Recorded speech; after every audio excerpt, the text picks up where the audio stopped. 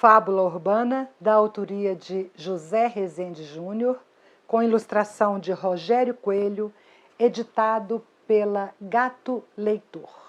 Tio, ei tio, paga um livro. Não tenho trocado. A resposta escapuliu assim num refluxo, automática. Uma resposta padrão, como se fosse aquele o pedido mais natural do mundo. Livro? Refletiu um segundo depois o homem de terno.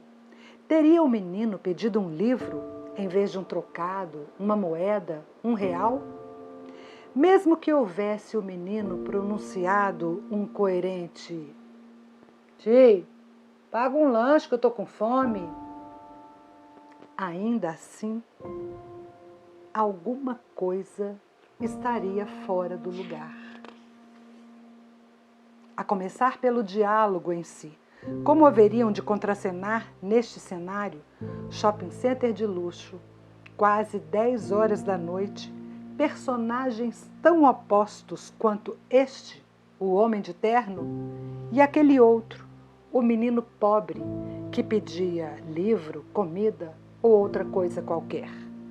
Era, pois, um diálogo inexistente, concluiu o homem de terno. Pode ser qualquer livro, tio.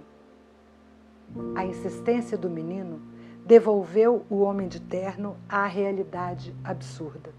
Olhou em volta e não viu um segurança sequer. Nem o sinal de alguma câmera de vigilância, nem o mais remoto zumbido de um walkie-talkie. Como deixaram ele entrar? Irritou-se. Não que o homem de terno temesse alguma violência por parte daquela triste figura em miniatura. Talvez até temesse, mas em situação bem diferente. Ele parado num sinal vermelho, tarde da noite, vidro do carro estupidamente aberto e o menino caco de vidro em punho, magro, grunhindo com a voz gosmenta de crack. E aí, tchê, paga um livro aí, tá ligado? Talvez até temesse. Fosse o menino menos menino. Não mais um embrião de um perigo futuro, mas o perigo em si, já maduro, aqui e agora. Não, ainda é cedo para ter medo, pelo menos desse aí. Talvez daqui uns 3 ou 4 anos, calculou o homem de terno, avaliando com alívio o peso e a altura do menino. Mas, em sequência, o alívio deu lugar à indignação. Ora, o homem de terno pagava os impostos, dízimos, deixara o carro no estacionamento automatizado, guardara o ticket no bolso do paletó azul marinho, tomara o elevador panorâmico, escolhera o andar onde reluziam as lojas que desejava, fizera tudo certo. Tinha, pois, o direito constitucional e sagrado de não ser afrontado por tamanha realidade. Ainda mais numa fortaleza projetada para resistir a toda e qualquer ofensiva da vida real. Num lugar assim, a única realidade permitida deveria ser a dos reality shows nas TVs gigantes das lojas de eletrodomésticos. Tio, o livro não precisa ter nem figura, pode ser do mais baratinho. De tão pequeno, o menino coube da cabeça aos pés num único olhar do homem de terno. O figurino não parecia adequado ao personagem menino de rua clássico, que exige calção surrado, pés descalços, cobertor fedorento jogado nas costas nuas. Não.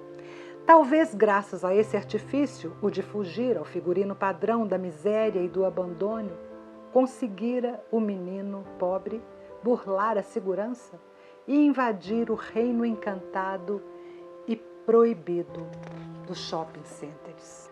Negligente segurança, rosnou em pensamento o homem de terno. A pobreza do menino, é certo, estava camuflada sob certo grau de dignidade. Era possível até que tivesse mãe o menino, mas pai ausente ou alcoólatra, diagnosticou o homem de terno. Mesmo disfarçada, a pobreza do menino não resistiria ao olhar de um segurança mais atento. A camiseta toda desbotada era enorme, de certo herdada de um irmão mais velho, morto por uma gangue rival ou pela polícia. Tentou adivinhar o homem de terno, acrescentando em pensamento: Deus, como essa gente faz filhos. A calça velha, com a barra poída, não fazia melhor figura. O tênis até parecia de marca, o que não escapou do implacável veredito do homem de terno. Imitação ou roubado, com toda certeza.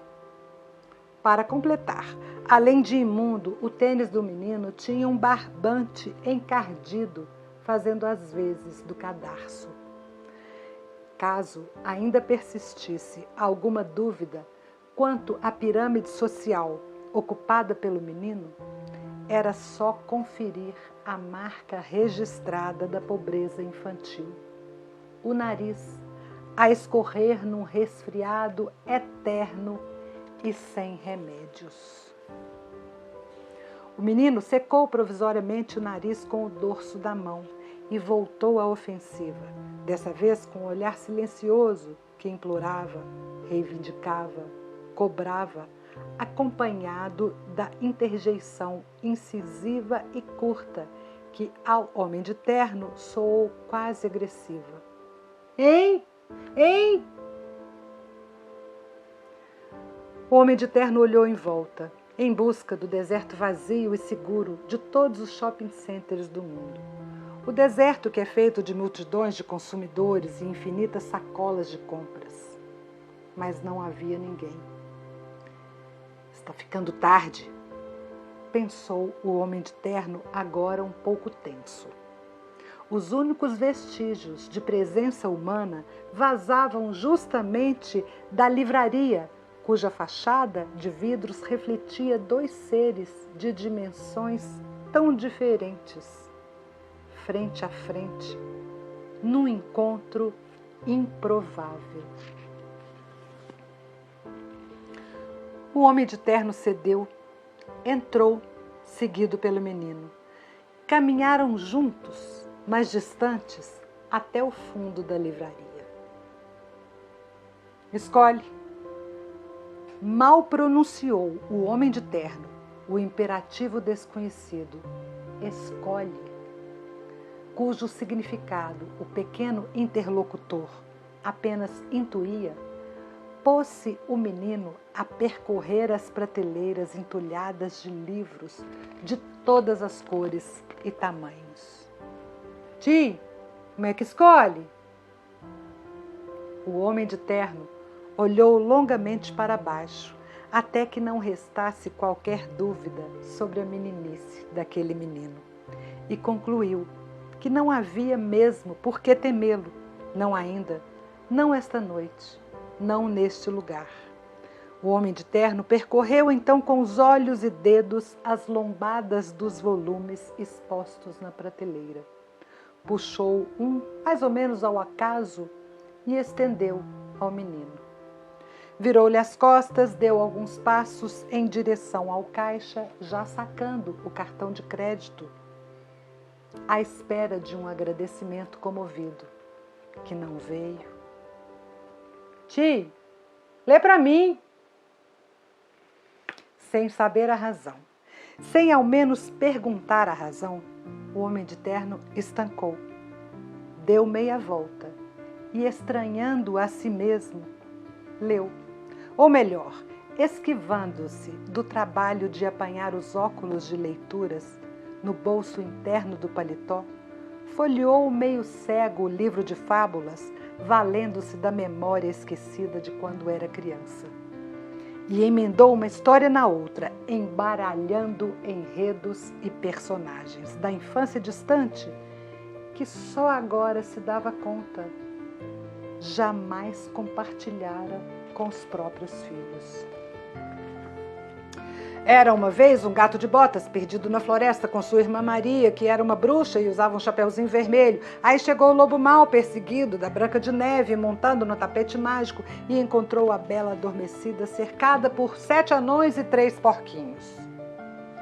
e lia O Homem de Terno num fôlego só. Entonação a princípio displicente, incapaz de refletir a tensão dos personagens mergulhados em destinos tão fabulosos e trágicos.